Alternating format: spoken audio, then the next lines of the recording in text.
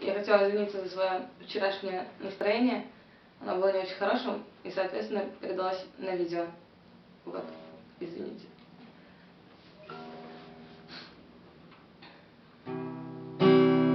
Так сложно понять и невозможно забыть. Я просто прошу меня простить. Мне вас не догнать и не остановить. Зачем вам так нужно меня добить?